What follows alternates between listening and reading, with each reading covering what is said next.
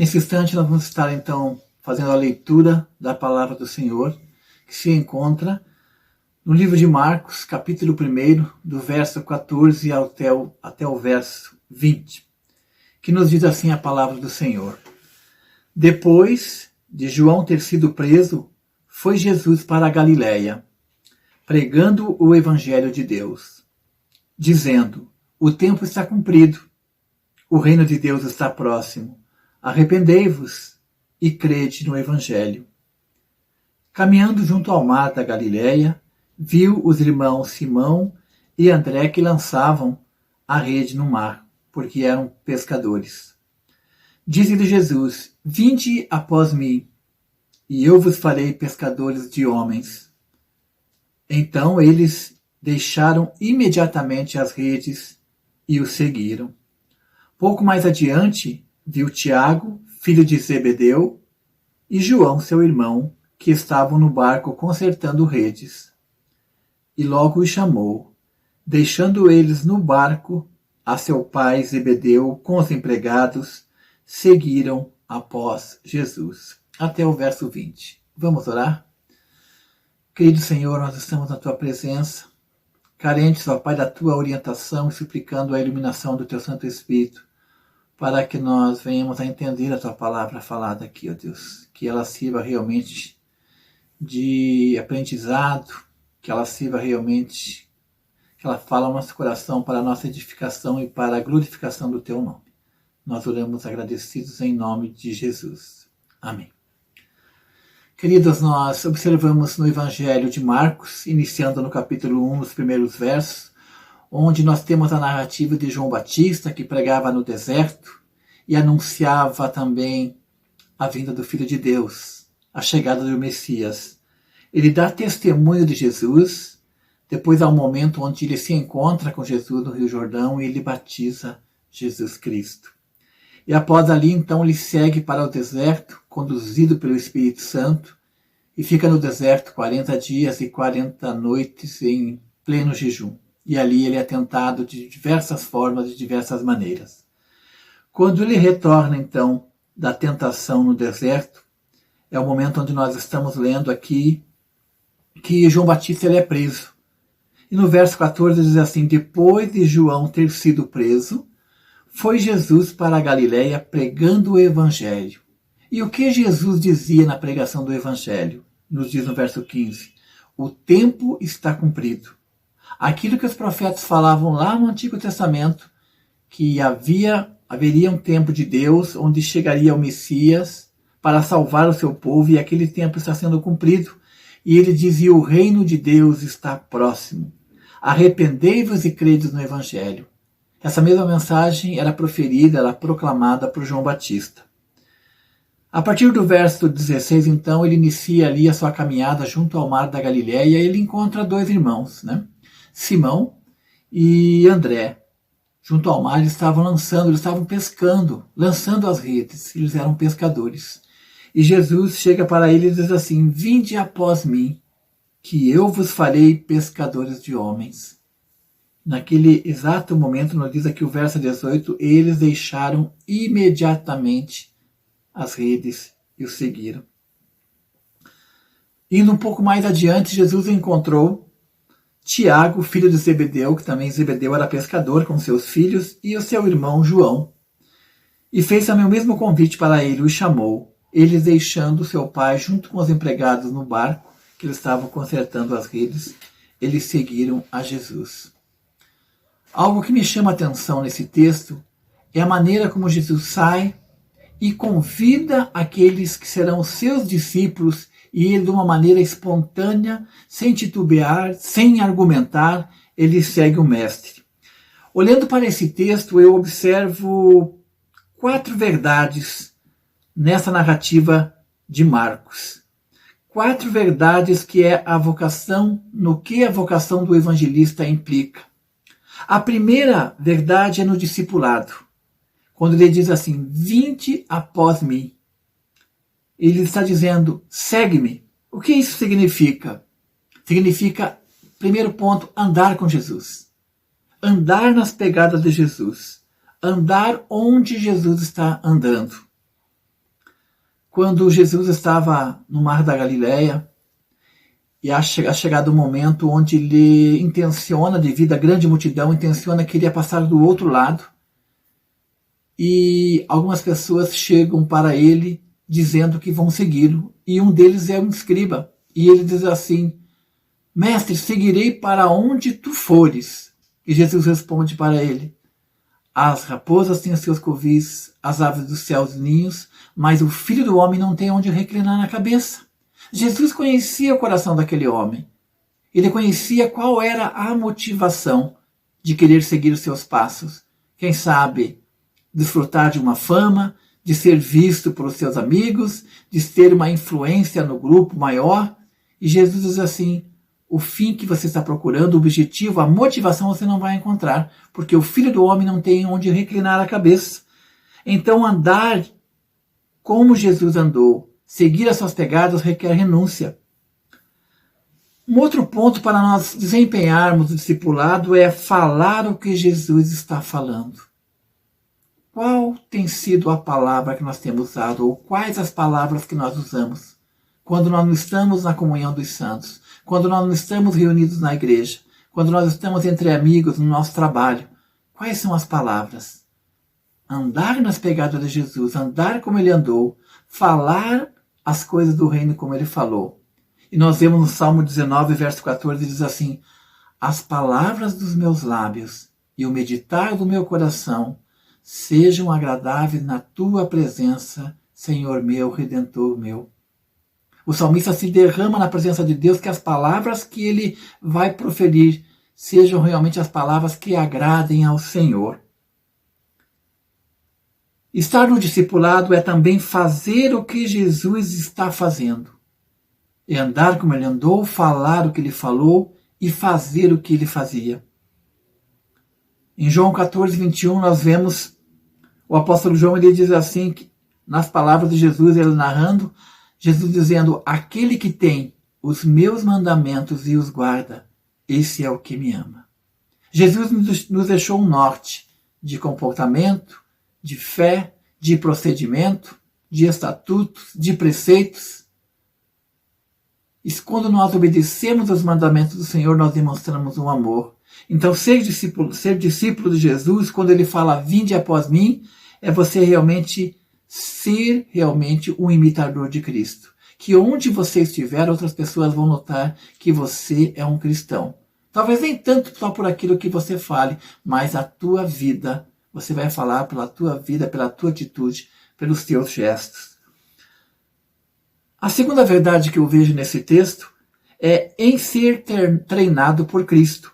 Ele diz assim: vinde a mim, eu vos farei.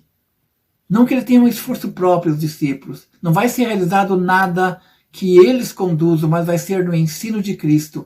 Eu vos farei pescadores de homem. Então Deus, ele nos chama com autoridade. Se nós olharmos em Mateus 28, 18, Jesus diz assim: toda autoridade me foi dada no céu e na terra. Toda autoridade. Tanto Simão como André não questionaram sobre o chamado de Jesus.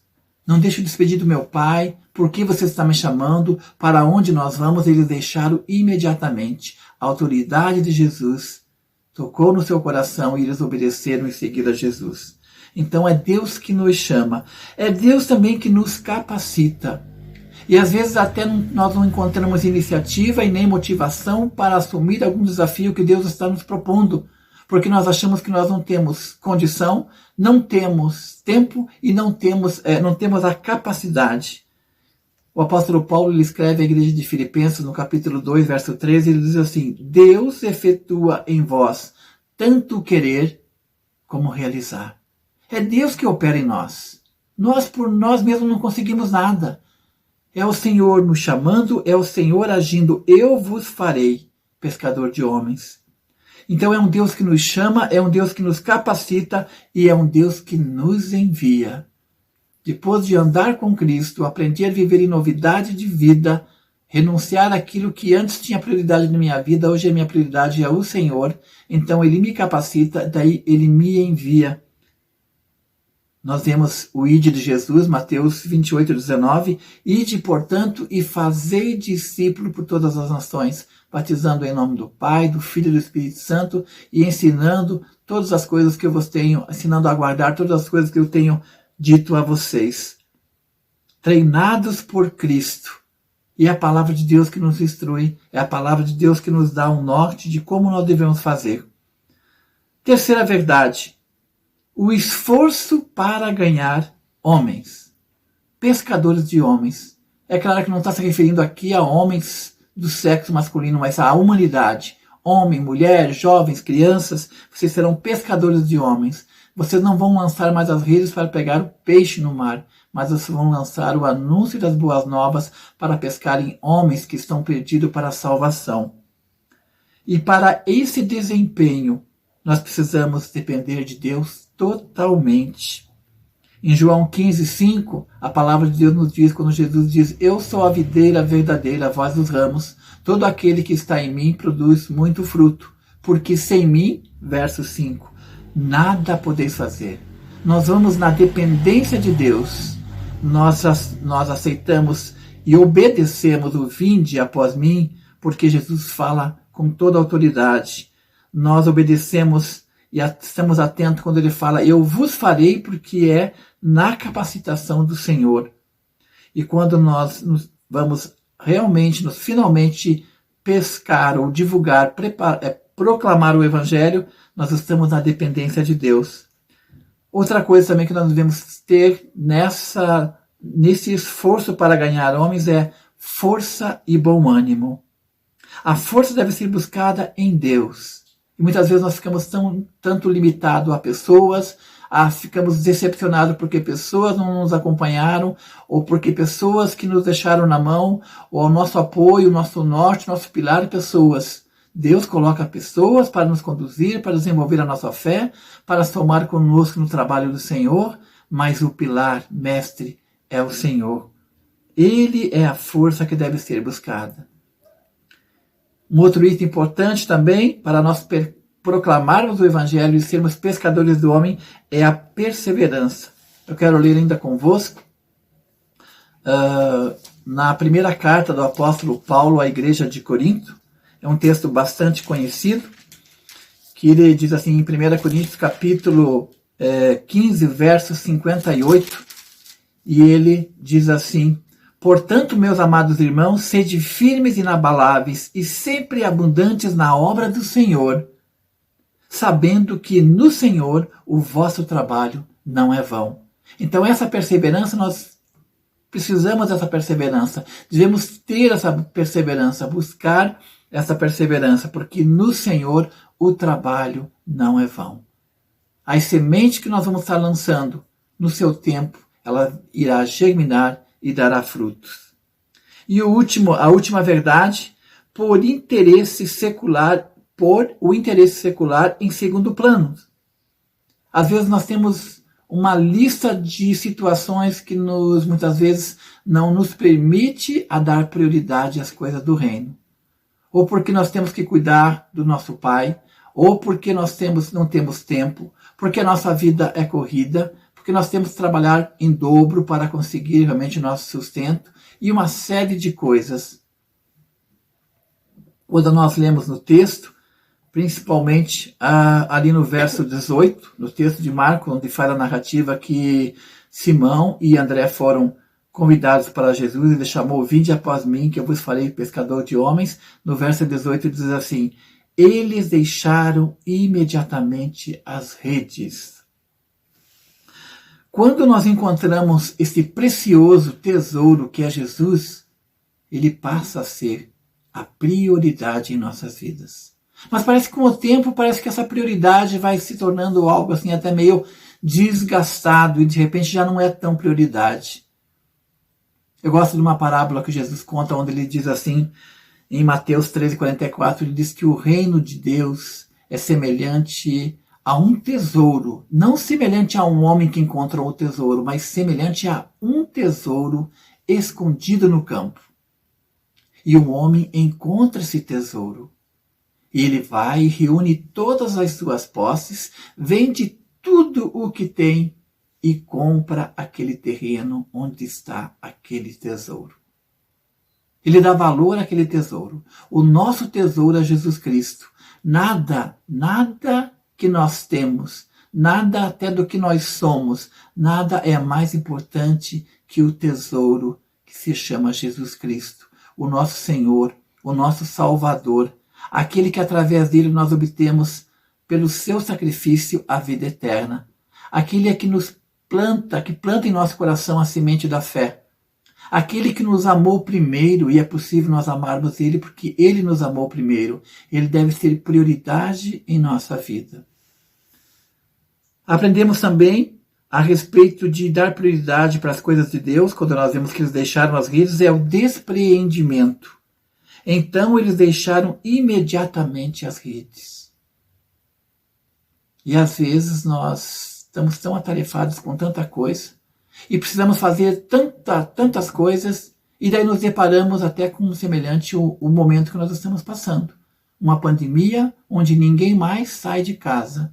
Tudo que era prioridade é deixado de lado. Por quê? Porque existe uma situação mais urgente. E mais ainda que uma pandemia, mais ainda que os riscos da contaminação, a situação mais urgente sempre foi a pessoa de Jesus Cristo. A proclamação do Evangelho, onde anuncia não somente uma vida terrena aqui, mas uma vida com propósito e uma vida eterna. Enxergar a prioridade. Um texto que eu gosto muito, quero estar lendo com vocês, está em Lucas capítulo 18, verso 29 e verso 30, que na fala de Jesus também, que diz assim o texto. Respondeu-lhes Jesus, em verdade vos digo que ninguém a que tenha deixado casa, ou mulher, irmãos, pais ou filhos por causa do reino de Deus, que não receba no presente muitas vezes mais e no mundo por vir a vida eterna. Nós podemos dizer tranquilamente, essa palavra de Deus é verdadeira, que ninguém que se entregou ao Evangelho, Deus não o preencheu com muitas coisas maiores ainda. E quando a gente fala, não estamos se referindo a bens materiais. Até pode vir ainda no pacote esses bens materiais. Mas todas as pessoas que foram até Cristo, conheceram o Evangelho, foram alcançados pela sua graça e pelo seu perdão, pela sua misericórdia, ainda que muitas vezes familiares foram contra, colocaram um obstáculo, que iriam ser deserdados, ou que eles não participariam mais da família. E nessa palavra Jesus diz assim, em verdade vos digo que ninguém há que tenha deixado casa. Jesus não está dizendo que você deve deixar a tua casa por causa do Evangelho, deixar o teu pai, deixar a tua mãe. Mas que ainda se isso acontecer por você dar prioridade às coisas do reino de Deus, que você vai receber muito mais ainda no século presente, no presente momento, e muitas vezes mais, e também no mundo por vir, que é a vida eterna. Então nós vimos as verdades garimpada nesse texto, a vocação do evangelista, que ela implica em ser um discípulo no vinde após mim, em ser treinado pelo próprio Cristo. A palavra de Deus ela é viva e eficaz. A palavra de Deus nos assiste, a palavra de Deus nos restaura, a palavra de Deus nos instrui.